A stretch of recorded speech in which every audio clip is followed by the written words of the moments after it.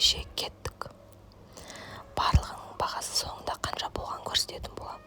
Бізде ең бірінші осындай шоколадный печенье, және де екінші сюрприз вафли. Сонымен біздің үшінші затымыз ол банан. Қызыма жеуге 2 пакет банан алған болатынмын. Сондай-ақ біздің ендігі жатымыз ол виноград. Дәмі керемет екен. Ендігі көрсететін затым ол бізде альбени және твикс шоколадтары. Сосын хрустим, керешки, сухарики. Барлығыңызға ұнайтын шығар. Және де бізде мынау кетчуп мен әдейі үлкен түрін алдым. Сондай-ақ міне фанта 2 литрлік. Сосын тағы бір альбени. Және де ол бізде барбарис кәмпит болды. Міне. Ал енді соңғы затымыз ол гарила. Бізде осы заттардың барлығы қанша болғанын мен қазір чекте көрсететін болам. Арзан ба, қымбат па, комментарийға өз ойларыңызды жазып кетіңіздер. Міне, сау болыңыздар. Болды. Ортаға. Ортаға. Сәл жоғары көтер.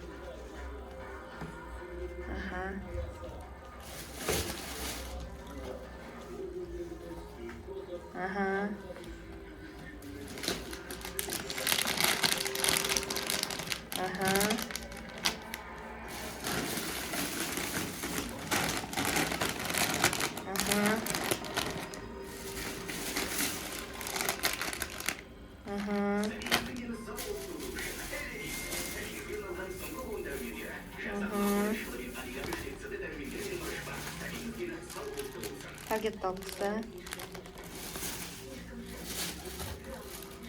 Ноғат ішіндегісін ашсай. Екінші пакетті көрсетіп. Ана шақа ғой, ана шақа.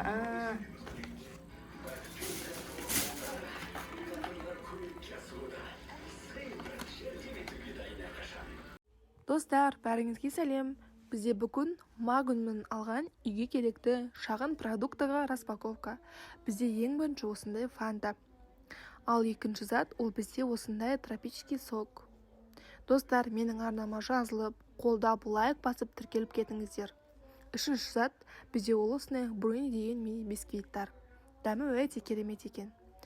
Одан кейін біздегі пакеттегі келесі зат ол осындай грези чипсилары паприка дәммен. Ал бізде видеодағы келесі зат ол осындай джин деген семечки. Ал біздегі ендігі кезектегі зат ол осындай банандар. Пакеттегі соңғы затымыз осындай пончик. Енді келесі пакетке көшетін болсақ, келесі пакеттегі алғашқы затымыз ол осындай гречневый каша детский. Пакеттегі екінші пакеттегі соңғы затымыз ол бізде осындай иуфен. Достар, каналымды қолдап, маған тіркелуді ұмытпаңыздар. Ендеше сау болыңыздар.